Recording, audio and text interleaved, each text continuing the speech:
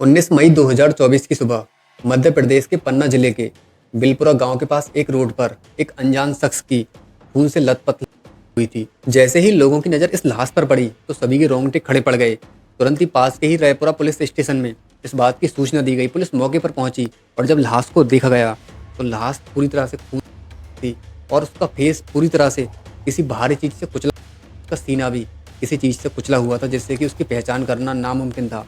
अब पुलिस के सामने सबसे बड़ा सवाल ये था कि आखिर इस लाश की पहचान कैसे हो, क्योंकि इसका फेस बिल्कुल भी पहचानने की हालत में नहीं था। लेकिन फिर भी पुलिस ने काफ़ी ज़्यादा कोशिश की और जैसे जैसे ये इन्वेस्टिगेशन आगे बढ़ा तो पुलिस के सामने कुछ ऐसे खुलासे हुए जिसे सुनकर पुलिस तो क्या, जिसने इस केस के बारे में सुना हर किसी की रूह कांप गई। तो चलिए इस कहानी को शुरू करते हैं, लेकिन उससे पहले दोस्तों प्लीज़ वीडियो को लाइक जरूर कर देना, क्योंकि मुझे इस चीज़ से काफ़ी ज़्यादा मोटिवेशन मिलता है और आप सभी के लिए ऐसे ही क्राइम डॉक्यूमेंट्री लाने का मन करता है ताकि आप सब ऐसी चीज़ों से अलर्ट रह सकें, आप सतर्क रह सकें, ताकि आपके साथ कुछ भी ऐसी सिचुएशन आए तो आप कैसे बचें।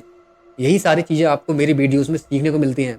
तो प्लीज़ चैनल सब्सक्राइब कर लेना, वीडियो लाइक कर देना और ज़्यादा से ज़्यादा शेयर करना ताकि ऐसी चीज़ों से हमेशा लोग बच सकें। तो चलिए शुरू करते हैं।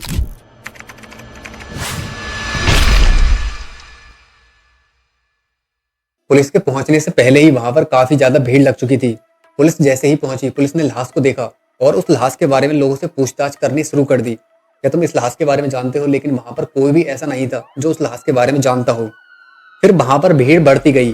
तभी उस भीड़ में से कुछ लोग निकल कर आए और उन्होंने बताया कि ये तो बाबू गौड़ है और ये इसी बिलपुरा गांव का रहने वाला है। पुलिस को जैसे ही ये बात पता लगी तो पुलिस ने तुरंत ही बाबू गौड़ के घर पर एक आदमी के द्वारा खबर भिजवाई और उसने बाबू गौड़ की पत्नी लक्ष्मी गौड़ को ये बात बताई कि तुम्हारे हस्बैंड की डेड बॉडी ऐसे ऐसे रोड के किनारे पड़ी हुई है। जैसे ही ये बात उसे पता लगी वो तुरंत ही दौड़ते दौड़ते क्राइम सीन पर पहुंची और लाश को देखकर दहाड़े मार मार कर रोने लगी। पुलिस ने उससे पूछताछ की तो उसने बताया कि हाँ, ये मेरे ही पति बाबू गौड़ की डेड बॉडी है। लेकिन पुलिस के सामने सबसे बड़ा सवाल ये था कि आखिर इतनी बेरहमी से इसकी हत्या किसने मारा है इसे। डेड बॉडी की पहचान होते ही पुलिस ने तुरंत ही उसे पोस्टमार्टम के लिए भेज दिया। उधर पोस्टमार्टम चल रहा था और इधर पुलिस ने अपना इन्वेस्टिगेशन शुरू कर दिया था। पुलिस सबसे पहले बाबू गौड़ की पत्नी यानी कि लक्ष्मी गौड़ से पूछताछ करती है, क्या तुम्हारे पति की किसी के साथ कोई दुश्मनी थी या फिर तुम्हें किसी के ऊपर कोई भी शक हो तो हमें बताओ।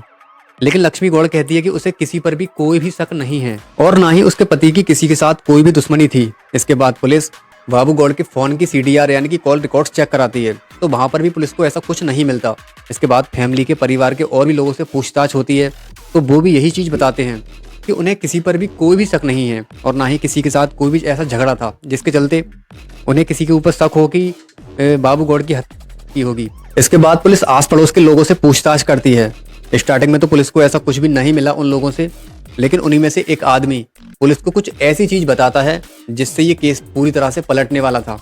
वो बताता है कि बाबू गौड़ की पत्नी लक्ष्मी गौड़ का किसी के साथ अफेयर था। जब पुलिस को इस तरह से ये जानकारी मिलती है तो पुलिस बिना देर किए लक्ष्मी गौड़ के फोन को जब्त कर लेती है और उसके फोन को चेक करती है। जब उसके फोन की CDR निकलवाई जाती है तो पता लगता है कि लक्ष्मी गौड़ किसी एक ही नंबर पर घंटों घंटों बातें किया करती थी। फिर पुलिस उस नंबर के बारे में पता लगाती है कि आखिर ये नंबर है किसका, तो वो नंबर उसके बहनोई कमलेश का था। जब कमलेश के बारे में लक्ष्मी से पूछताछ की जाती है कि आखिर तुम अपने बहनोई से इतनी ज्यादा बातें क्यों करती हो, तो मतलब इतना ज्यादा फोन उसके पास क्यों करती हो। जब पुलिस इस तरह से उससे सवाल करती है तो लक्ष्मी पुलिस को पूरी तरह से घुमाने की कोशिश करती है। कहती है कि मैं तो बस ऐसे ही बातें करती हूँ। लेकिन पुलिस का जो शक था वो पूरी तरह से यकीन में बदलता हुआ जा रहा था। इसके बाद पुलिस ने तुरंत ही कमलेश को अपनी हिरासत में लिया और उसके फोन की CDR चेक की, उसके फोन को चेक किया तो उसके फोन में लक्ष्मी के साथ कमलेश के और लक्ष्मी के कुछ ऐसे प्राइवेट फोटो थे जिसे देखकर पुलिस हैरान हो गई। इसके बाद पुलिस ने कमलेश को अपनी हिरासत में लेने के बाद जब उससे सख्ती से पूछताछ की तो कमलेश ने बताया कि वो अपनी साली यानी कि लक्ष्मी गौड़ से बहुत ज्यादा प्यार करता है। फिर पुलिस ने लक्ष्मी को भी अपनी हिरासत में लेने के बाद थाने लाकर जब उससे सख्ती से पूछताछ की तो लक्ष्मी ने कुछ ऐसे खुलासे किए जिसे सुनकर पुलिस हैरान हो गई। लक्ष्मी ने पुलिस को बताया कि वो अपनी बड़ी बहन के पति कमलेश से बहुत ज्यादा प्यार करती है और उनका ये नाजायज संबंध काफी समय से चलता हुआ आ रहा है। दोनों चोरी छुपे बात करते थे और मुलाकात होती थी। इसी बीच ये जो कमलेश था इसने अपनी साली यानी कि लक्ष्मी गौड़ को एक नया फोन गिफ्ट भी किया था। जब लक्ष्मी के पति कमलेश को ये बात पता लगी कि कमलेश ने लक्ष्मी को एक नया फोन गिफ्ट किया है तो उसने अपनी पत्नी लक्ष्मी से पूछा कि तुझे कमलेश ने ये नया फोन क्यों दिलवाया है। और फिर तुम दोनों आखिर इतनी सारी बातें क्यों करते हो? जब भी देखता हूँ तेरे फ़ोन में कमलेश का ही नंबर मिलता है। यहीं से बाबू को अपनी वाइफ पर डाउट होना शुरू हो गया था, लेकिन उसने ज़्यादा रोक टोक नहीं की। अब ऐसे ही ये दोनों लोग धीरे धीरे लगातार बातें करते रहे चोरी छुपे, लेकिन बाबू को इस बात का बिल्कुल भी अंदाजा नहीं था कि उसकी वाइफ और कमलेश के बीच आखिर चल क्या रहा है। अब ऐसे ही समय बीतने लगा। कुछ ही समय बाद जब बाबू को अपनी वाइफ पर काफ़ी ज़्यादा डाउट होने लगा, तो उसने अपनी वाइफ से मना कर दिया कि तू आज के बाद कमलेश से बात नहीं करेगी। उसे रोकना टोकना शुरू कर दिया, लेकिन ये दोनों कहाँ मानने वाले थे। इन दोनों का ये अवैध संबंध का रिश्ता काफ़ी हद पार कर चुका था। काफ़ी देर हो चुकी थी बाबू को अपनी वाइफ को रोकने में, जिसके चलते लगातार जो बाबू था वो अपनी वाइफ को रोकने की कोशिश करने लगा। इसी वजह से घर में काफ़ी ज़्यादा लड़ाई झगड़े होने लगे और जो बाबू की पत्नी थी लक्ष्मी, उसे अपना ही पति यानी कि बाबू बुरा लगने लगा। एक दिन उसने लक्ष्मी को कमलेश से चोरी छुपे बात करते हुए देख लिया, जिसकी वजह से घर में काफ़ी ज़्यादा लड़ाई झगड़े हुए। अभी ये जो बात थी ये कमलेश को बिल्कुल भी पसंद नहीं आई। उसने लक्ष्मी के कान भरने शुरू कर दिए कि अगर तुम मुझसे बहुत ज़्यादा प्यार करती हो और चाहती हो कि हम दोनों एक दूसरे से कभी अलग ना हों, हम दोनों डेली बात करें, तो ये बात तुम्हारे पति के जीते जी कभी पॉसिबल नहीं हो सकती। तुम्हें अपने पति बाबू को रास्ते से हटाना होगा, तभी हम दोनों एक दूसरे के हमेशा हमेशा के लिए हो सकते हैं। ये बात लक्ष्मी के समझ में आ जाती है और वो कमलेश के साथ मिलकर अपने पति बाबू को रास्ते से हटाने के बारे में प्लानिंग करने लगी। तभी इन दोनों ने मिलकर एक ऐसा जाल बिछाया जिसमें बेचारा बाबू फंस गया। 18 मई 2024 के दिन कमलेश इन दोनों पति पत्नी को समझाने के लिए बाबू के घर पहुंचा। दिन में सब कुछ नॉर्मल था। इसने दोनों पति पत्नी को समझाने की कोशिश की, लेकिन बाबू को इस बात का बिल्कुल भी अंदाजा नहीं था कि ये समझाने नहीं बल्कि यहाँ पर कुछ और ही करने आया है। अब जैसे ही शाम हुई तभी कमलेश बाबू को बाइक पर बिठाकर उसे समझाने के बहाने जंगल की ओर ले गया और जंगल में एक ऐसे सुनसान इलाके में पहुंच गया जहां पर कोई भी नहीं था। बाबू बाइक चला रहा था और कमलेश उसके पीछे बैठा हुआ था। जब कमलेश ने देखा कि यहाँ पर आसपास कोई भी नहीं है तो उसने बाबू से बाइक रोकने के लिए कहा। अब जैसे ही बाबू ने बाइक रोकी तो कमलेश ने मौका देखकर तुरंत ही पीछे से उसका बहुत जोर से गला दबा दिया और गला इतनी कस के पकड़ लिया कि उसने काफ़ी देर तक उसका गला नहीं छोड़ा, जिसके चलते काफ़ी देर होने के बाद बाबू ने अपना दम तोड़ दिया।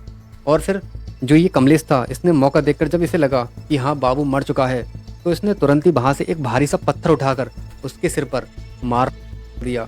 उसके सर पर अनगिनत बार किए, जिसकी वजह से उसका पूरा का पूरा भेजा। और जब उसका मन इससे भी नहीं भरा तो कमलेश ने उसी पत्थर से बाबू के सीने शुरू कर दिया। उसके सीने पर लगातार पत्थर से अनगिनत बार किए।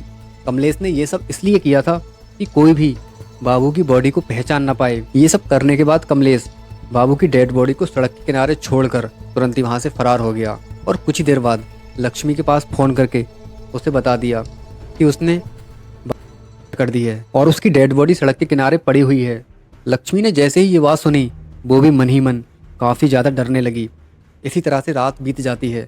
अब जैसे ही सुबह होती है तो लोगों की नज़र इस डेड बॉडी पर पड़ती है और पुलिस को बुलाया जाता है। पुलिस के द्वारा ये बात लक्ष्मी के घर तक पहुंचती है और इस तरह से पूरा का पूरा मामला खुल जाता है। अब इस तरह से लक्ष्मी और कमलेश ने अपना पूरा गुनाह पुलिस के सामने कबूल कर लिया।